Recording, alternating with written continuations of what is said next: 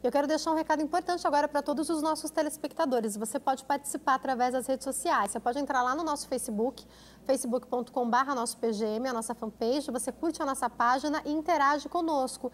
Deixa pra gente o seu recado, faz a sua pergunta. Eu tô com o celular aqui, em algum lugar, e eu já vou utilizar para conversar com você. Então, se você tiver alguma dúvida, quiser fazer a sua pergunta durante agora o nosso bate-papo, você pode, e eu já vou ter como esclarecer a sua dúvida ao vivo com o doutor que está aqui. Agora a gente vai falar sobre perda de audição. E você pode também ligar para a gente, 0 operadora 11 3337 5886, 0 operadora 11 3337 5886. Liga e esclarece a sua dúvida. Eu estou recebendo aqui o doutor Iulo Baraúna, que é otorrinolaringologista, e vai esclarecer as nossas dúvidas. Tudo bem, doutor? Boa tarde. Boa tarde. Já achei aqui meu celular, que eu vou deixar a fanpage aberta para as pessoas poderem esclarecer as dúvidas. Doutor, eu imagino que sejam várias as causas que possam levar à perda de audição. Eu queria que o senhor começasse explicando para nós quais são as principais delas. A perda de audição é uma doença relativamente frequente, muito mais frequente do que nós imaginamos. Ela pode acometer desde crianças recém-nascidas, ou seja, crianças que já nasceram com a perda de audição, pode acometer adolescentes, pessoas numa idade adulta, economicamente ativa, ou seja, no mercado de trabalho, e o mais comum que nós ouvimos sempre falar são os idosos, que acabam evoluindo com a perda de audição em decorrência aí do envelhecimento do sistema nervoso e das vias auditivas também. Então, são várias as faixas etárias acometidas pela perda auditiva. Doutor, o que é... Vamos começar pelas crianças, pelos mais novos. Por exemplo, uma criança hoje que nasce com um problema de audição. Antigamente a gente falava apenas do teste do pezinho, hoje a gente fala bastante do teste da orelhinha. Já dá para a gente detectar desde recém-nascido um problema auditivo hoje? Sim. É importante você tocar nesse assunto, talvez seja das perdas auditivas a mais importante para a gente documentar, para a gente realmente detectar precocemente. Uma vez que a perda auditiva seja detectada, e é possível com 2, 3 dias de vida, logo após o nascimento, você consegue fazer uma intervenção precoce, você consegue reabilitar precoce. E essa criança, que mesmo privada da audição, mesmo seriamente acometida logo ao nascimento, ela consegue desenvolver a linguagem numa época muito parecida com uma criança que nasceu sem a perda de audição. Existe sim o teste, como você bem comentou, que é o teste da orelhinha, que é um teste feito à beira do leito materno, logo na maternidade. Existe uma portaria estadual, eu não tenho certeza se ela já é uma portaria federal, que regulamenta que toda criança, antes da alta hospitalar, deve realizar esse teste e documentar se é uma criança que tem um risco para uma perda auditiva ou não. Então, hoje em dia, isso é realizado aqui no Brasil, na grande maioria dos hospitais e maternidades. E sabendo disso, já se começa um tratamento imediato, provavelmente, né? Não é necessário começar logo nos primeiros dias de vida o tratamento. Ah, não? Não. Mesmo porque esse teste que pode detectar a perda de audição, ele não é 100% acurado. Então, outros testes serão necessários ao longo de meses para detectar se essa criança tem ou não a perda de audição, se sim ou se não. Então, ele é um alerta, na verdade. E qual a intensidade, porque uma perda de audição leve necessita de um tipo de reabilitação. Uma perda de audição mais intensa, moderada, severa, necessita de outro tipo de abordagem. Mas, de uma maneira geral, esse teste realmente ele permite que uma reabilitação seja instituída, segundo recomendado pela Organização Mundial de Saúde, que é até os 6 meses de idade. Doutor, no decorrer da vida, todos nós vamos perdendo um pouco de audição? Isso é verdade ou é mito?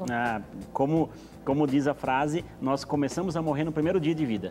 Então, nós nascemos com nossa capacidade auditiva, capacidade laboral, capacidade de cognição em 100% no primeiro dia do nascimento, mas com 10 dias de vida o organismo vai se remodelando, ele vai se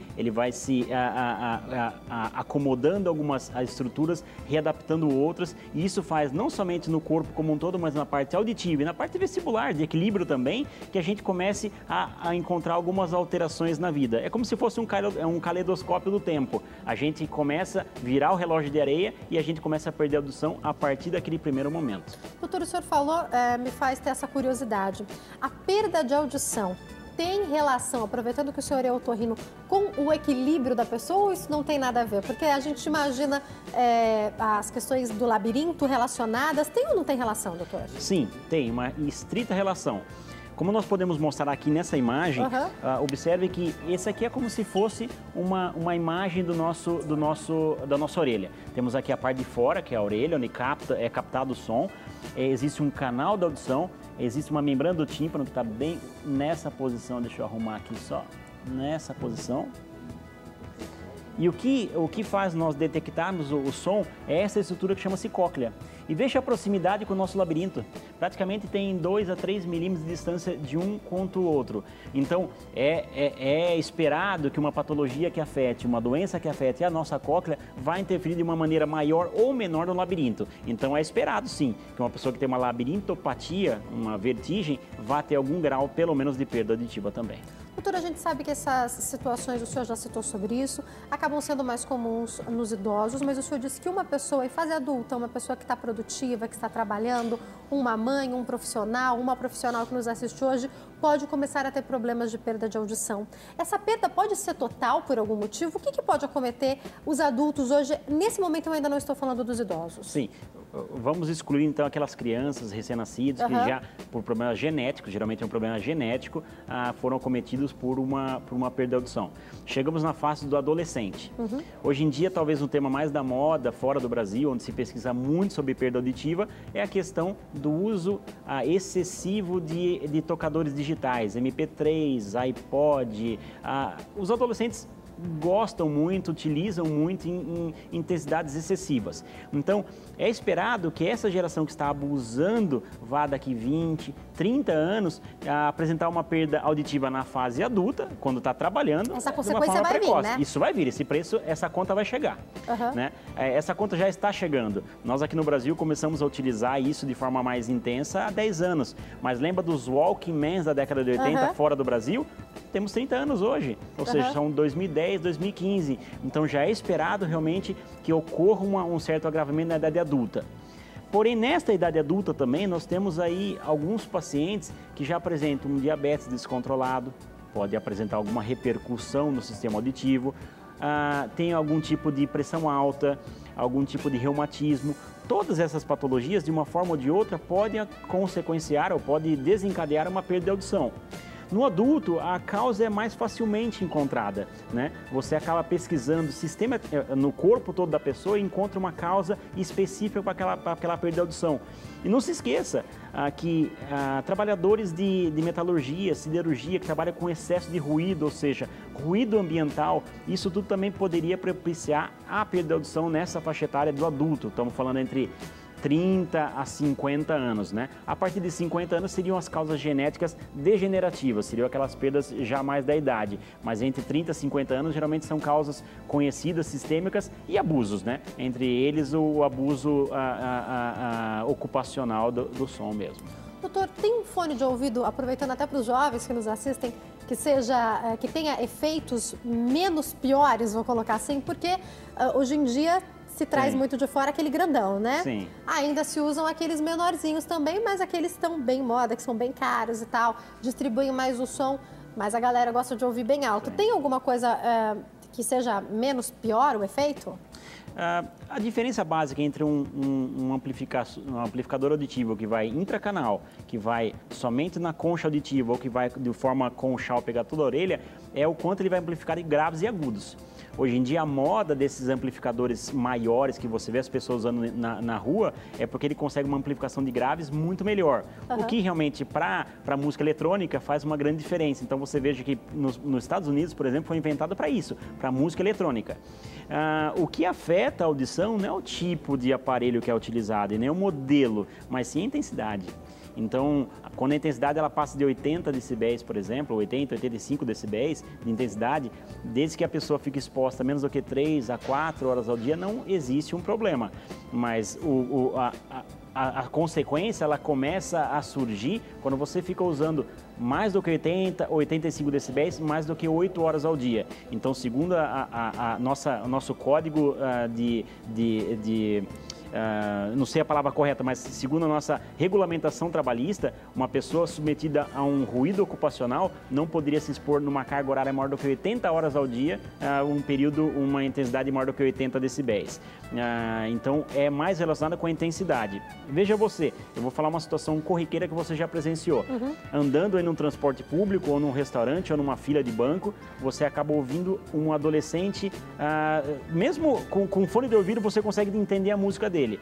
Se você consegue detectar naquela intensidade de cerca de 30 decibéis, 40 decibéis, você consegue imaginar quanto que está chegando no próprio ouvido da pessoa? 110, 115 decibéis, né? Existe um projeto de lei em tramitação no Congresso Nacional, existem algumas coisas tramitando antes, mas existe, que tem como regra estabelecer o limite que esses tocadores poderiam chegar. Então, poderia chegar até 85 decibéis. Hoje nós não temos isso. Existem tocadores que amplificam até 100, 110, 115 decibéis. Então, essa seria uma forma da gente estar controlando essa exposição excessiva desse som nesse usuário de tocador digital. Mas para tentar cuidar da saúde do próprio usuário, sim, né? Se pudesse ter esse controle, né? Exatamente. Mas o que acontece é que a pessoa mesmo usa esse tocador digital e tira. Você falou, estou com a audição do mesmo jeito, só que a perda auditiva é lentamente progressiva. Ela vai, ao longo de anos, se apresentando e quando a pessoa menos percebe, está com um zumbido no ouvido, um apito, como se fosse um grilinho. E aí não há mais nada que fazer, o dano já foi feito. Então, a melhor recomendação em relação ao uso excessivo de aparelhos é a prevenção. Ou seja, previna a exposição excessiva e previna a intensidade do som excessivo dentro do seu ouvido. Doutora, eu vou falar sobre tratamento daqui a pouco, mas com relação de um modo geral, a perda genética de audição, o que a gente pode fazer para minimizar os riscos? Qual a prevenção? Nenhuma. Como a gente sabe, hoje em dia existe um relógio biológico, a genética hoje em dia não pode ser vencida. Para nenhuma parte do corpo humano nós conseguimos ainda controlar os genes. Uma vez que você tem aquele relógio biológico no seu código genético, e uma vez que você saiba que ele existe, ele vai se desenvolver mais cedo ou mais tarde. Existe sim a triagem auditiva através de uma triagem genética das perdas auditivas que é feita de uma forma muito adequada em São Paulo, em Campinas, até mesmo fora do Brasil se faz muito bem isso, e essa triagem tem por objetivo não detectar e tratar esse problema, mas sim detectar essa alteração genética e fazer um aconselhamento para a família. Olha, se prepare, ela vai surgir mais cedo ou mais tarde. Acredito eu, por pesquisas em São Francisco, por pesquisas na França, que essa terapia genética vai chegar. Mas nós não esperamos aí para os próximos 15 a 20 anos uma terapia genética que permita detectar e corrigir. Então, infelizmente, hoje em dia nós temos que fazer uma orientação genética somente para prevenção familiar, prevenção da família e dos filhos que vão vir aí de um casal que tenha um traço genético no sangue. Doutor, a gente falou de crianças, a gente falou de adultos em fase produtiva e de pessoas que vão entrar na fase idosa com problemas auditivos. Os tratamentos são diferentes, as escolhas de tratamento são diferentes, os resultados? Eu queria que o senhor falasse um pouco sobre isso. A base de qualquer reabilitação auditiva, quando a pessoa é detectada com perda auditiva, é a amplificação. Existe um som que vem do ar, ele é detectado pelo ouvido e ele é levado até o nosso ouvido. Uma vez que a pessoa tem a perda de audição, o que nós fazemos é o que vocês fazem aqui no estúdio. Vocês têm um ponto eletrônico, vocês amplificam. Então, ou seja, é feito um aumento do volume, então o som é captado da mesma forma, ele é amplificado, ele é apresentado de uma forma mais alta. Então, a base da reabilitação auditiva atual, e esse é o nosso padrão ouro hoje em dia, é a amplificação do som. Isso é feito como? Através dos aparelhos auditivos convencionais, né? Existem algumas situações específicas, pontuais e que tomara que o nosso telespectador não entenda que seja a regra, que é uma cirurgia. Você faz uma cirurgia, você coloca um dispositivo dentro do ouvido e isso faz com que você corrija parcialmente a audição. A realidade nossa, a realidade é a amplificação auditiva através de aparelhos tradicionais. Nesse ponto, eu queria deixar um recado para o telespectador que são...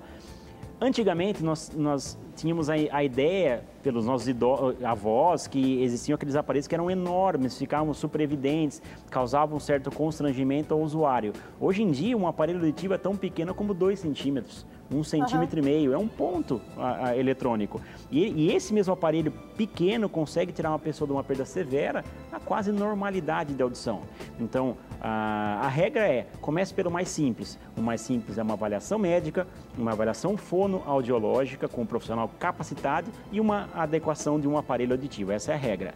Além disso, o passo número 2 seria uma avaliação para um candidato a um dispositivo especial, que seria um implante coclear, que é isso que nós estamos falando aqui, Um implante coclear nada mais é do que um dispositivo que ele é indicado para quem tem uma perda profunda, ou seja, a pessoa não escuta mais nada, tentou fazer uso de um aparelho convencional e não houve benefício, ou seja, não está ouvindo.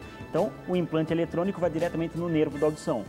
E em situações ainda mais especiais, quando a pessoa, além da perda auditiva, também tem a ausência da orelha, ausência do conduto, isso acontece, né? Nós temos os implantes que vão atrás do ouvido, ou seja, eles levam o som não pelas vias auditivas convencionais, mas levam o som através da via auditiva óssea, né? Nós sabemos que na nossa anatomia, nessa anatomia que nós conhecemos, existem duas vias para o som chegar ao nosso cérebro. Uma é pelas vias auditivas normais. Quando ela não funciona por uma rolha de cera, se nós batermos no nosso ouvido, a gente vai ouvir também. Então, essa é uma via óssea. Então, esses aparelhos por via óssea, conhecidos como barra, eles são hoje em dia também uma realidade e uma alternativa para quem não pode se beneficiar de um aparelho convencional da audição. Doutor, o senhor falou sobre cirurgia, deixando claro que não é a principal opção, são exceções, é isso? São alternativas. Eu não diria, até 10 anos atrás falei que são exceções. Hoje em dia são alternativas. Digamos então é um pouco mais usado, então? Muito mais utilizado, mas é do ser humano, é realmente do nosso conhecimento que nós queremos resolver um problema. Então, muitas vezes a pessoa ela tem uma rinite alérgica, doutora, eu quero me livrar da rinite alérgica. Não, é possível controlar a rinite alérgica. Doutor, tem uma perda auditiva, como eu faço para curar dela? Não, você tem como contornar o problema, você tem como corrigir o problema parcialmente. Então, a cirurgia, ela também, de forma alguma, é uma correção definitiva. É uma forma de você contornar. A pessoa que vai fazer um implante coclear como esse vai ter a vida toda que troca a bateria, vai ter a vida toda que usar um dispositivo atrás da orelha. A mesma coisa do outro aparelhinho que nós mostramos. Então, a cura definitiva hoje não é possível, nem com cirurgia, nem com aparelho. Mas a cirurgia, sim, evoluíram muito. Tiraram pessoas da perda severa à profunda a praticamente um mercado de trabalho normal. Isso é extremamente gratificante. Para você ter uma ideia... Por favor.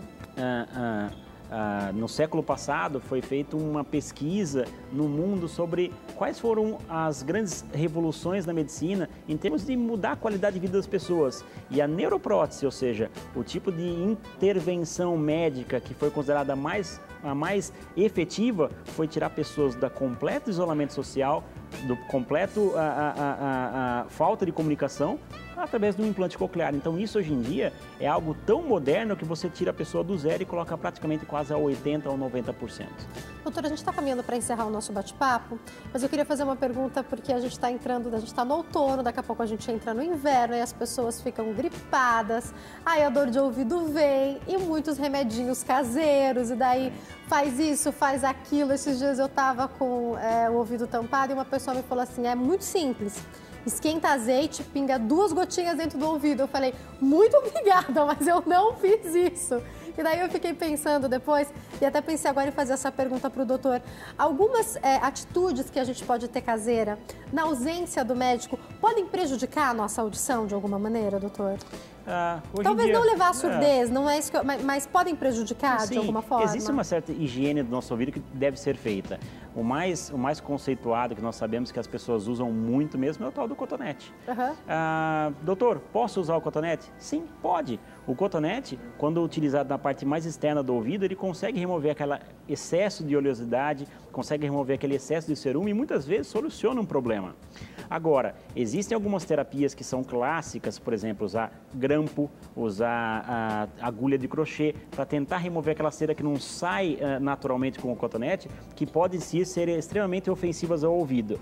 O próprio tratamento que foi recomendado para você, que é o azeite quente ou o óleo quente, nos países ibéricos, como Espanha, Portugal, são extremamente utilizados. E existe uma comprovação científica que funciona. E pode, então eu podia ter feito isso? Funciona. Olha só. Mas o grande problema é que se você difundir isso para a população, vai começar a ser utilizado de uma forma que...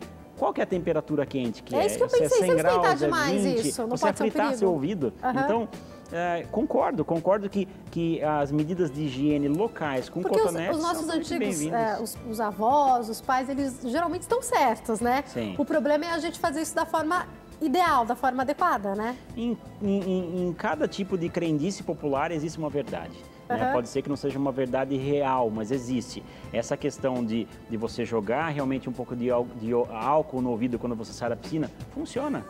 essa questão de você jogar água quente no ouvido, mordinha no ouvido após o banho para remover aquela cera mais endurecida, funciona. O problema é que o profissional adequado para olhar seu ouvido e remover com segurança é o profissional que é o otorrinolaringologista. Mas medidas caseiras como o cotonete, eu acho que são super bem-vindas, né? Não teria problema nenhum realmente no uso diário. Até porque todos os dias uma higiene ela é necessária, né? Eu acho que a gente poderia fazer, né, doutor? Com certeza. Meus pacientes, tanto idosos quanto mais jovens, eu sempre recomendo que faça essa higiene com cotonete de uma forma consciente, de uma forma responsável. Ou seja, não coloca o cotonete dentro do ouvido. Muitas vezes você vai empurrar do que tirar. E aí a complicação vem. E as pessoas usam no final de semana. E daí não encontra nenhum profissional para atendê-la. Isso é mais ainda triste, porque as pessoas ficam incomodadas seriamente, como você deve ter ficado nos dias que foi acometido. Doutor, muito obrigada. Foi um prazer recebê-lo aqui, viu? Quem quiser entrar em contato, o telefone é o 0 operadora 11 5082 3260. Mais uma vez, obrigada. Foi um prazer receber o senhor aqui e com certeza as suas dúvidas foram esclarecidas. Ainda hoje a gente fala sobre a teoria da riqueza com o Robson Profeta, que é coach financeiro, e também tem um bate-papo sobre como decorar um cupcake. Daqui a pouco, a Cláudia Borges, que é cake designer, nos ensina. Não sai daí não que eu já volto.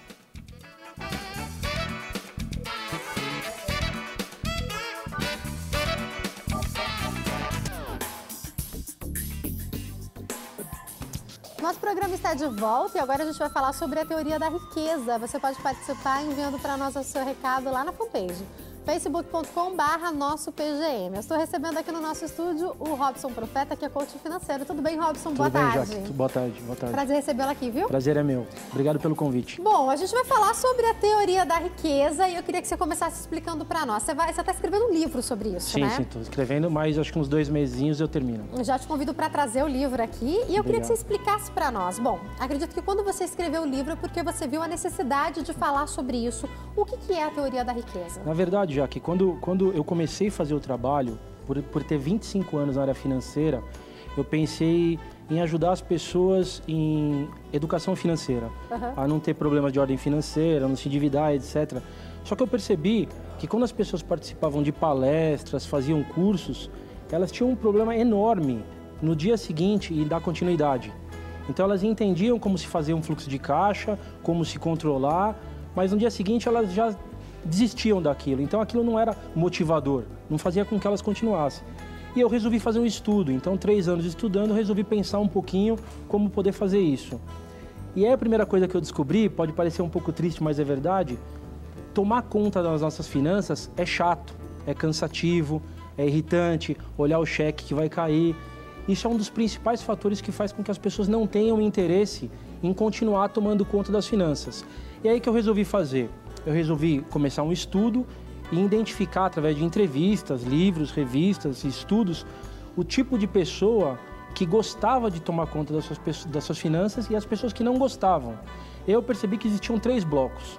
As pessoas que estavam muito mal financeiramente, endividadas, um grupo de pessoas que estavam no miolo, que eram pessoas que ganhavam pouco e se endividavam pouco, porque não ganhavam muito, pessoas que ganhavam muito e se endividavam muito, e lá em cima, bem longe de todo mundo, um padrão de pessoas que têm um comportamento diferente, que são pessoas que têm comportamento de pessoas que pensam rico, em ser rico, em como ser rico, em como agir, o que comprar, o que não comprar, como agir, como não agir. E isso começou a chamar minha atenção, porque existia um padrão nesse comportamento. E aí eu falei, legal, é a hora de tentar colocar quais são esses padrões. Então são 3, que foi aí que eu montei a teoria da riqueza, que é qual é seu número, ou seja, você está correndo atrás do quê? Né? Qual é seu planejamento? O segundo lugar é autoconhecimento vocacional, o que você está fazendo, se você gosta do que você faz, se você não gosta. E o último, o coaching financeiro propriamente dito, que quando a gente vai para o mercado, a gente recebe isso como palestra no começo, mas na verdade é o final. Colocar seus números numa planilha, num caderninho, é o final do processo, não é o começo do processo. Então são esses 3 pontos. O que é ser rico, né? Qual é o seu número, o segundo, o autoconhecimento, e o terceiro, o coaching financeiro propriamente dito. E bem simples, viu? Não é nada complicado de se entender, é uma coisa bem tranquila. Não precisa ser consultor financeiro para entender, Não precisa, não precisa. Posso caminhar um pouco sobre esses 3? Claro, claro. Eu queria que você começasse explicando para nós o que é ser rico. Legal, vamos lá. As pessoas costumam confundir um pouco riqueza e fortuna, né? O que é fortuna? A história do tio Patinhas, né? Você tem uma sala cheia de dinheiro e aquela sala cheia de dinheiro, na sala do lado tem uma sala cheia de dívida, cheia de boleto para pagar. Então você não é rico, você tem fortuna, mas você tem dívida. A riqueza é o poder que você tem de ganhar um dinheiro de algum lugar sem você precisar trabalhar para que você pague seu custo de vida. Eu vou dar um exemplo melhor, para ficar um pouco mais fácil. Vamos supor que uma pessoa viva com R$ 2.500 por mês. Vamos dizer que seja o custo de vida dela. Se essa pessoa, ela consegue... Tudo bem que a princípio pode parecer um número um pouco alto, mas não é. Se essa pessoa consegue, por exemplo, comprar um apartamento de R$500 mil, esse apartamento alugado dá para essa pessoa R$ 2.500 de aluguel. Ou seja, se você precisa de R$ 2.500 e você tem um apartamento de R$500 mil alugado, você tecnicamente está rico, ganhando só R$ 2.500, porque você pode estar na praia, pé na areia, ganhando R$ 2.500, sem fazer nada. Aí o que acontece? O trabalho que você vai ter, porque você não vai parar de trabalhar, a gente sempre quer fazer alguma coisa, te dá uma renda adicional para que os 500 mil de patrimônio, de ativo, vá crescendo. E aí o seu custo de vida vai crescendo na mesma proporção. Então ser rico é você ter a capacidade de ter um ativo e fazer com que esse ativo te gere uma renda para você ficar tranquilo. Isso é independência financeira? Isso é independência financeira. Isso é de fato a independência financeira. Só que quando a gente fala em independência financeira, é até interessante que na palestra, quando eu dou palestra, existem 5 respostas que as pessoas dão. Ser rico é ter 1 milhão, ter 5 milhões, ter 10 milhões, ter 50 milhões ou ganhar na loteria. É sempre isso. Só que você fala, mas por que você quer ter 1 milhão? E a pessoa não sabe a resposta. Ela quer ter 1 milhão porque ela quer se sentir segura. E na verdade, a segurança, que é uma hierarquia de valor que está no bloco 2, a parte de autoconhecimento, é uma outra coisa. O que você precisa é entender qual é o seu custo de vida, que no exemplo que eu dei, R$ 2.500, e em cima disso fazer um cálculo invertido e ir buscar qual é o valor da sua independência financeira. Porque quando as pessoas falam em independência financeira, elas não projetam qual é o número. Sabe aquela história do Alice no País das Maravilhas, o livrinho? Se você não sabe que caminho está seguindo, qualquer caminho serve. Então, nesse exemplo que eu dei, o número da pessoa é R$ 500 mil. Ponto. Então, o primeiro passo dos 3, né, que é ser rico, é qual é o seu número.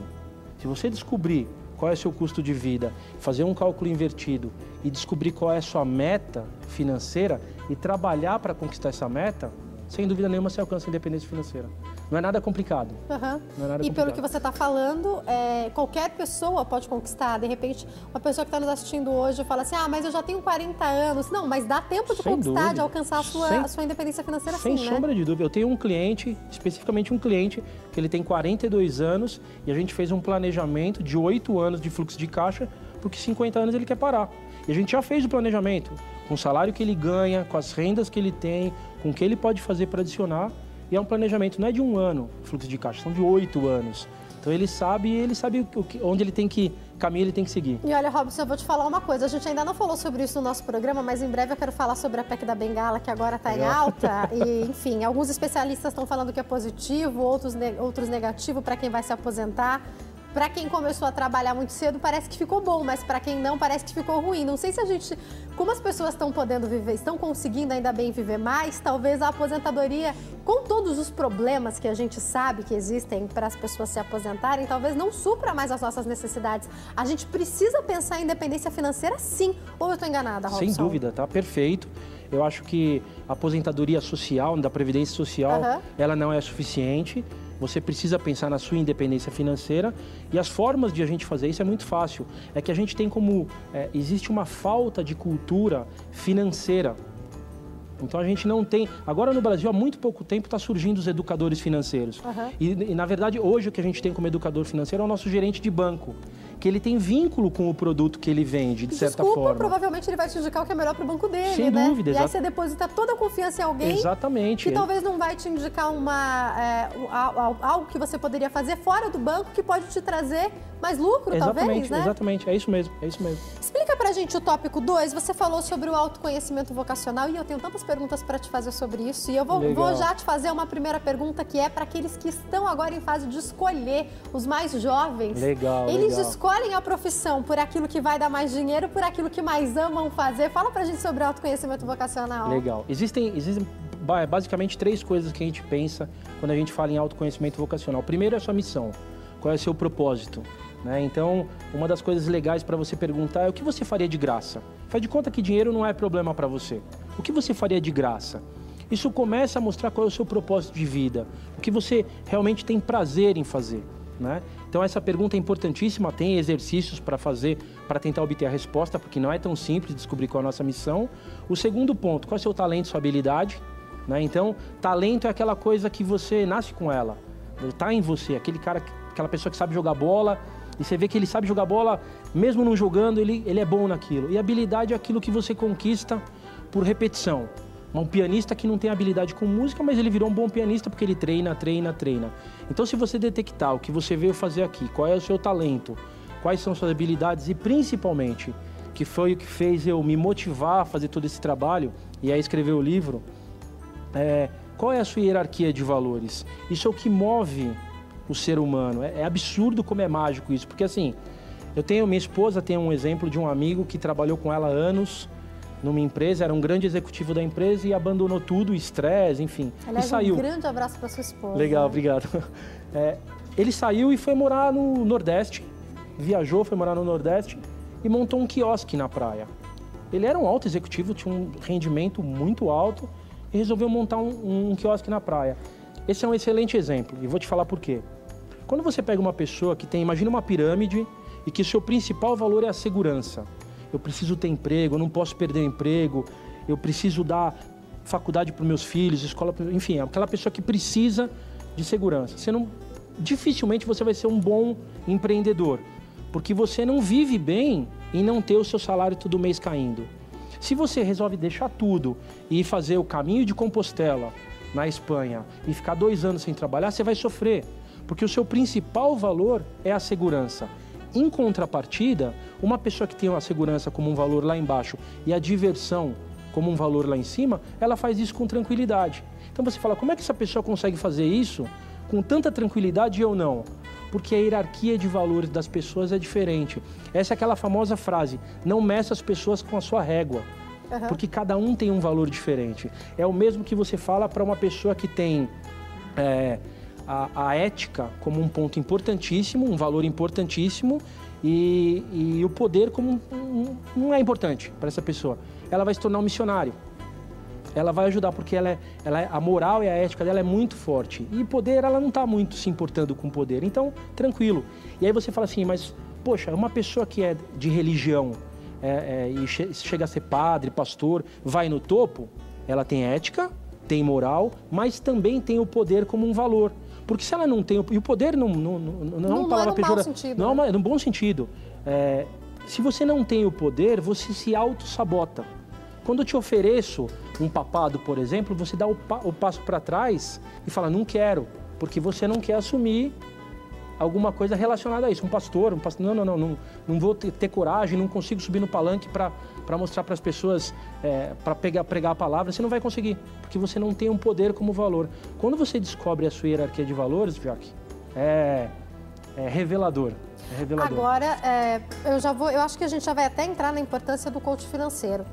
Como organizar isso, pensando na independência financeira, dentro das famílias? Porque você deu aí esse exemplo que você acaba de dar, me faz pensar numa família onde a mulher sempre quer mais segurança. Geralmente o homem, eu sei que tem vários casais que são diferentes, mas o homem costuma ser mais louco do empreendedorismo. Legal. E a mulher costuma querer ser mais pé no chão. Vários cursos que eu fiz, até mesmo antes de casar, esses cursos de noivos ou de recém-casada, sempre surgia isso, né? Que a mulher, ela sempre quer mais estabilidade. Então, ela prefere que o marido tenha carteira assinada e o marido fala, não, a gente pode abrir um negócio, a hora é agora, vamos pra cima. Como encontrar esse equilíbrio? É exatamente isso. Eu tenho um casal que a história é exatamente essa. Ele tem uma vontade enorme em viajar 2, 3 vezes por ano e ela quer sair do aluguel.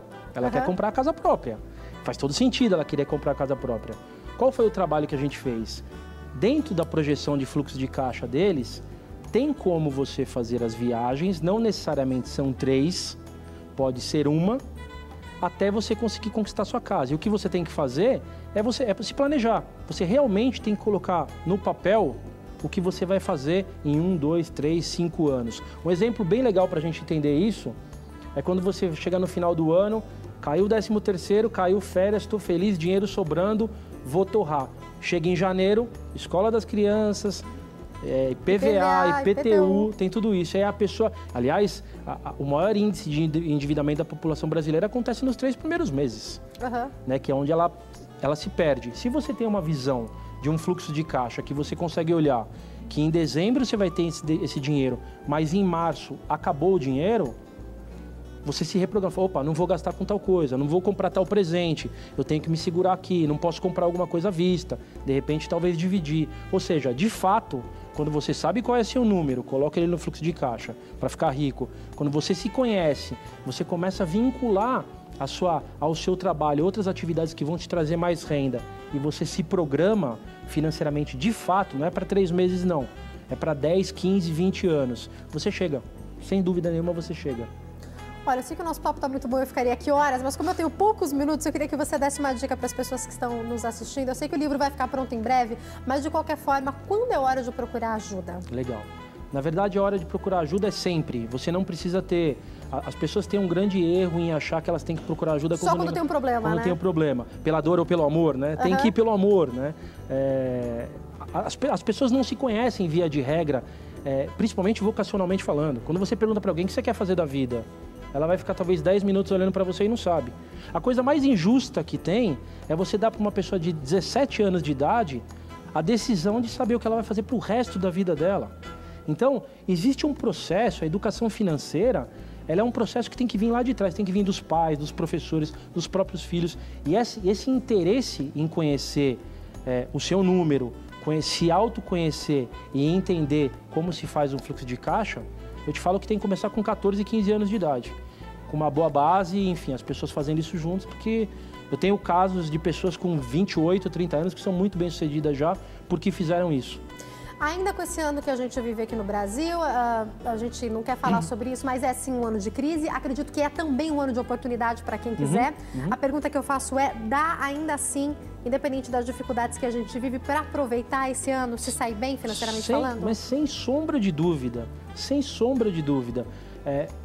Onde tem crise, há oportunidade. Onde tem problema, há oportunidade. Então tem 2 formas de você ver o cenário. Um copo meio cheio ou um copo meio vazio. O copo é igual, a quantidade de água é igual. Mas não tenha dúvida, não tenha certeza absoluta. Você, em momentos de crise, você consegue sim aprender a lidar com o seu dinheiro. Tem que lidar com calma, não sair gastando. Tem uma químicazinha no cérebro que chama dopamina, que quando você sente aquela vontade louca de comprar um sapato, você por 2 segundos sente o prazer do consumo. Então, esse tipo de coisinha que a gente tem que entender na gente para se segurar um pouquinho, para saber fazer o investimento certo, na hora certa, saber guardar o dinheiro e saber se planejar, sem dúvida. Robson, no caso, por que você deu o exemplo do sapato? Eu não tinha dito nada, não estou entendendo.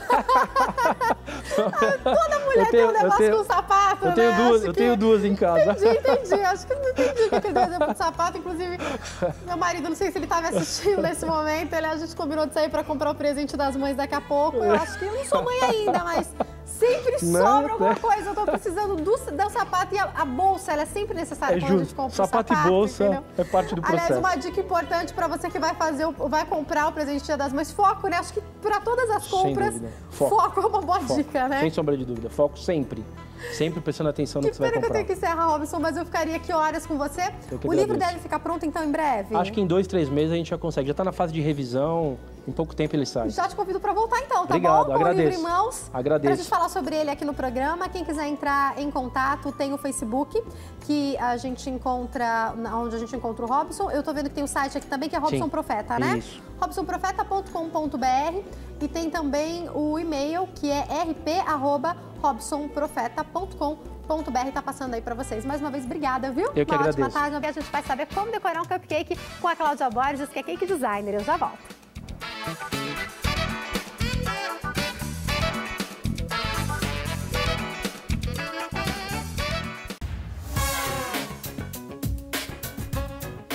Nosso programa está de volta e olha, hoje o meu dia vocês devem ter acompanhado de manhã. Hoje foi aniversário do programa Saboroso. O Bebel comemorou 8 anos de Saboroso. Eu fui convidada para o programa.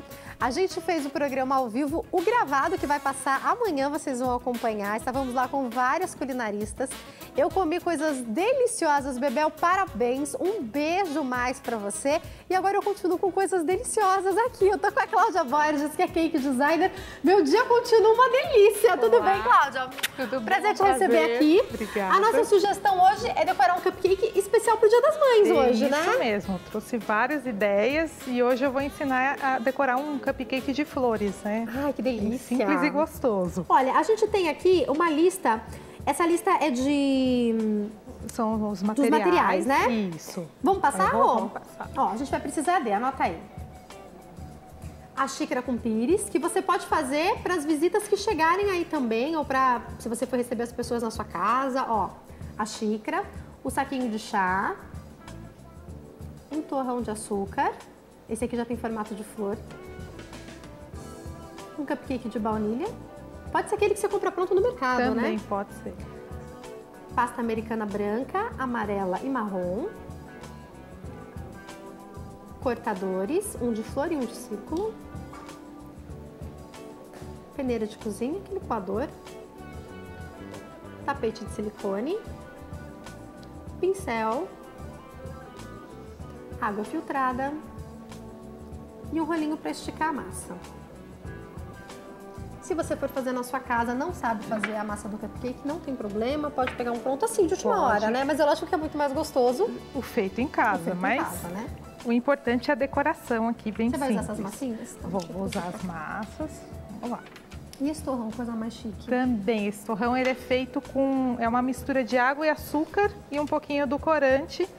E você faz em casa, pega um Dá pra cortador fazer, aham. personalizado. Bom, Eu vou experimentar o macarrone, tá? Que eu tô vendo ele aqui. Eu vou por abrir um, favor, porque eu esse não vou, macarrão é de uma macarrão tá framboesa aqui. com doce de leite. Eu não vou aguentar, delicioso. gente. Esses doces dela aqui não dá, né? Enquanto Pode ir você fazendo, come, eu tá? vou Enquanto eu fazendo. como, fica Então à vamos lá. vontade. A gente vai pegar e decorar esse cupcake com flores em cima. Então eu vou começar com a base.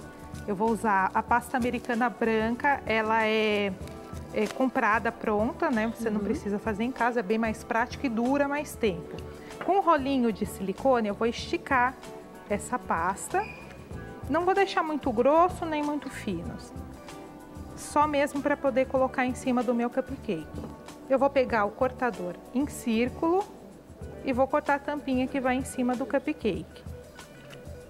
Feito isso, só pegar o cupcake, como ele já está molhadinho, porque ele sai do forno já um pouco molhado, é só você posicionar a pasta e colar no seu cupcake.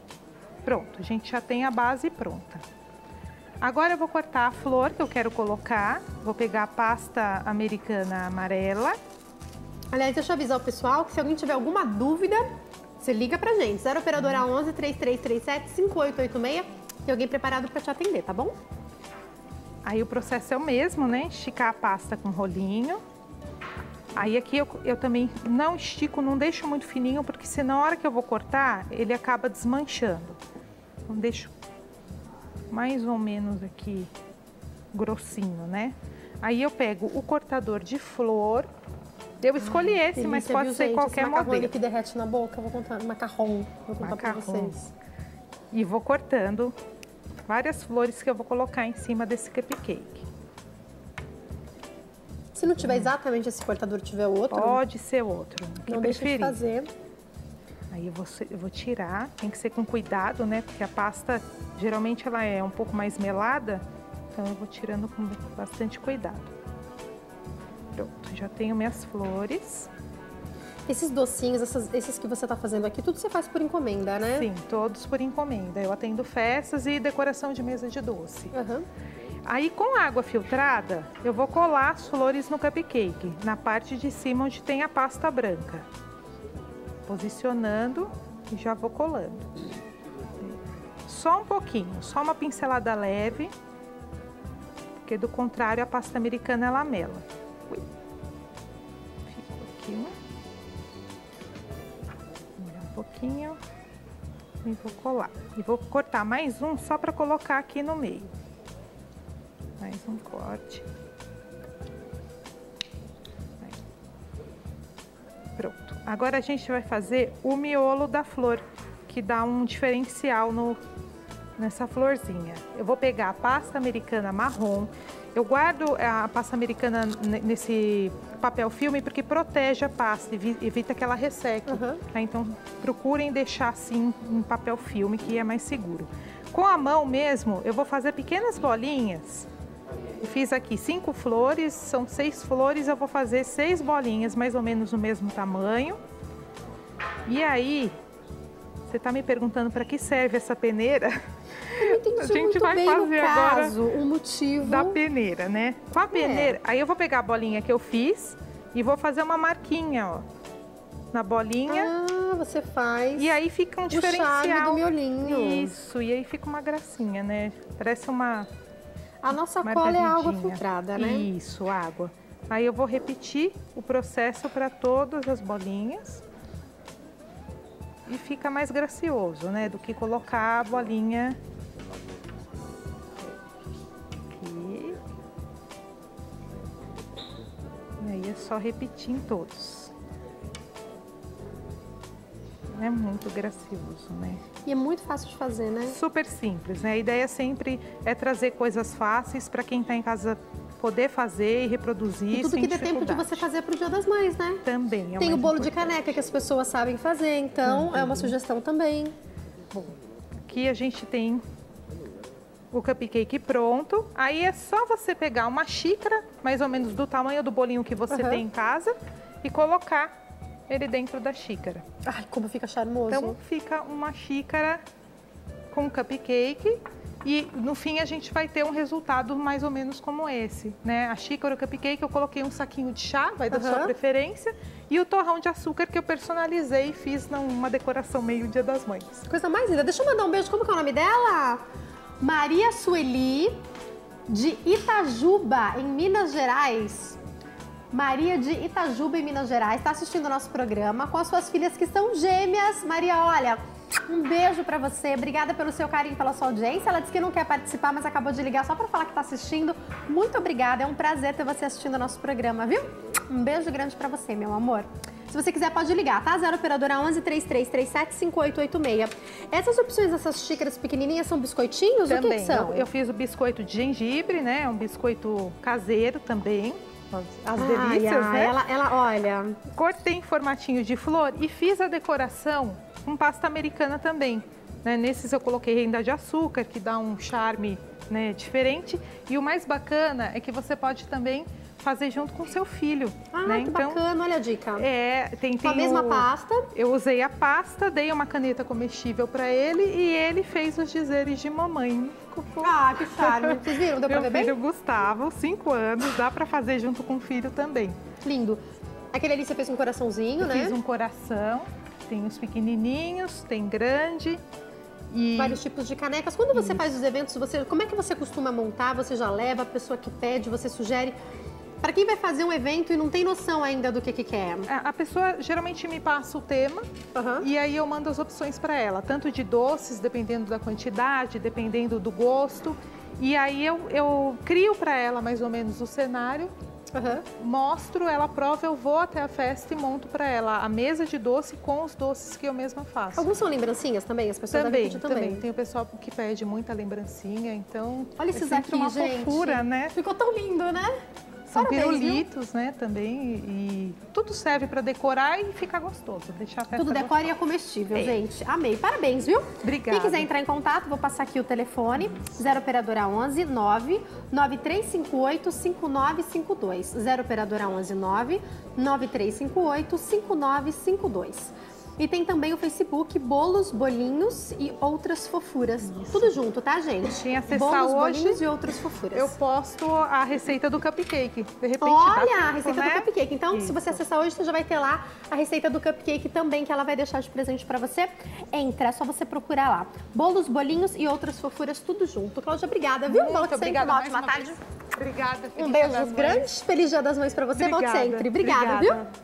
E olha só, falando em Feliz Dia das Mães, amanhã tem programa especial de Dia das Mães. Tá sabendo disso? Então você não pode perder, a gente vai ter presente pra você. Manda sua foto. Ai, deixa eu voltar pra cá que eu preciso pegar meu celular. Posso? Tudo bem? Obrigada. Eu queria falar os nomes das pessoas aqui que estão participando. Eu quero que você mande a sua foto com a sua filha, com o seu filho, ou manda foto com a sua mãe. Pode mandar, se você também foi criado pelo seu pai, manda foto com o pai, que tá valendo também especial de Dia das Mães, você que foi criado pelo seu pai. Manda as fotos, porque as pessoas vão concorrer a prêmios. Tem vários prêmios bacanas para amanhã. Eu vou adiantar para você que o programa tá muito legal, viu? Vai ter foto de bebê, vai ter bate-papo, vai ter musical. E eu tô esperando a sua participação. Entra lá na nossa fanpage, facebook.com/nossopgm. facebook.com/nossopgm. Lá você deixa pra gente o seu recadinho, manda pra gente, curte a nossa página, manda pra gente a sua foto e concorre aos presentes amanhã, tá bom? Nosso programa já tá chegando ao fim, mas eu quero só mandar um beijo pra Isabel Oliveira, para Heloísa Viana, Sheila Gonçalves. A Sheila tá sempre ligadinha no nosso programa. Beijo, Sheila. A Cleide Irene, que fala que a hora mais gostosa do nosso programa, deixa eu carregar aqui, principalmente na hora da mensagem, e que elas ajudam muito, que ela tá sempre acompanhando a nossa página e que edifica muito. Pediu para mandar um beijo para ela.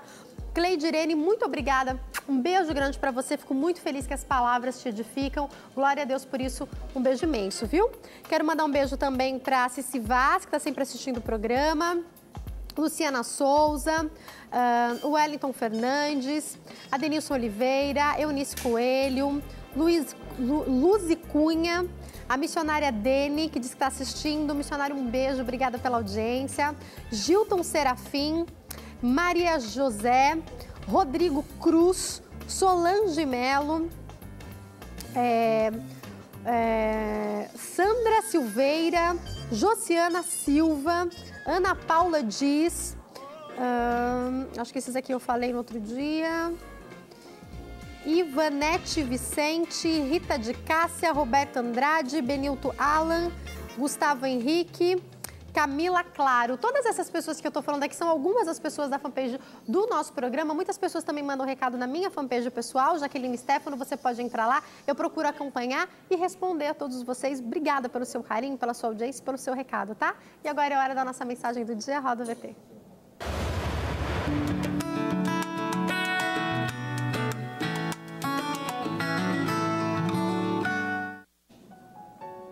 Quero deixar uma mensagem para você hoje, falando sobre esperança. A Bíblia fala que nós devemos guardar o nosso coração, lá em Provérbios, capítulo 4. Sobre tudo que se deve guardar, guarda o teu coração, porque dele procedem as saídas da vida. E às vezes, no nosso medo, no dia a dia, porque nós temos dificuldades, nós esquecemos de guardar o nosso coração. Que eu e você possamos ter o nosso coração firmado e guardado na palavra de Deus. Como a Bíblia fala lá no Salmo 119, que nós possamos guardar de fato a palavra do Senhor para não pecarmos contra Ele. O dia mau muitas vezes vem, o dia da dificuldade, o dia da adversidade, o dia em que nós olhamos ao nosso redor e não compreendemos o que está acontecendo. A Bíblia fala que para cada dia basta o seu mal e nós muitas vezes queremos controlar o dia de amanhã. Eu quero falar com você sobre isso. A palavra que eu quero te trazer hoje, como eu te falei, é a respeito da esperança. Quando o Senhor Jesus começa a instruir o povo de Deus e os discípulos, Ele fala sobre a ansiedade e Ele instrui que nós não deveríamos ficar ansiosos sobre coisa alguma. Não deveríamos ficar ansiosos sobre o que nós deveríamos comer, sobre o que nós deveríamos beber, sobre o nosso modo de andar, de falar, de agir. Ele fala que nós não deveríamos ficar ansiosos por nada. Ele nos orienta a olharmos os pássaros, a olharmos os lírios e ver como Deus cuida de tudo isso. Quanto mais de nós, como Deus não cuidaria de nós? Deus cuida sim. Nós devemos entender que o Senhor cuida de nós e que nós devemos ter um foco principal. Como ele fala lá em Mateus capítulo 6, versículo 33. O reino dele e a sua justiça. Esse deve ser o nosso principal foco. E quando nós buscamos isso em primeiro lugar, as demais coisas nos serão acrescentadas. O dia de amanhã, esse cuidará de si. Tenha esperança em Deus. Tenha esperança que se você estiver buscando o reino de Deus e a sua justiça e guardando o seu coração sobre tudo, as coisas vão caminhar, as coisas vão seguir e o Senhor Jesus vai cuidar de você. Eu não sei qual é a sua preocupação hoje. Se a sua preocupação é na sua vida financeira, hoje a gente falou aqui sobre isso. Se a sua preocupação é na área da saúde, hoje a gente também falou sobre surdez. Eu não sei qual é a área da sua vida que te traz angústia, talvez seja na sua família. Mas o que eu tenho para te falar é que se você deixar que no seu coração entre coisas más, que no seu coração entre ira, raiva, rancor, mágoa, dor, vai ficar muito mais difícil você seguir. E como o Senhor Jesus fala sobre ansiedade, que você possa lançar todas as suas ansiedades diante de Deus e que você possa seguir, percebendo que Deus ele cuida. Depois você vai ler lá em Mateus capítulo 6, Deus ele cuida de todas as coisas. E se você lançar todas essas ansiedades diante dele e souber que ele tem cuidado de você e buscar em primeiro lugar o reino dele e a sua justiça, você vai perceber que todas as suas necessidades vão ser supridas por ele. Eu não estou falando que o dia mau não virá. Infelizmente, dias ruins acontecem para todos nós. Dificuldades podem acontecer para todos nós, mas o Senhor cuida da gente. Sobre tudo que se deve guardar, guarda o teu coração, porque dele procedem as saídas da vida. E lembre-se que se você buscar o reino de Deus e a sua justiça sobre todas as coisas, tudo o que você precisa te será acrescentado. Muito obrigada hoje pelo seu carinho, pela sua audiência. Foi um prazer ter você aqui com a gente. Eu te espero aqui amanhã. Eu recebo vários recados e quero agradecer você por isso, viu? Um beijo grande. Amanhã tem especial de Dia das Mães, tá? Uma ótima tarde. Tchau!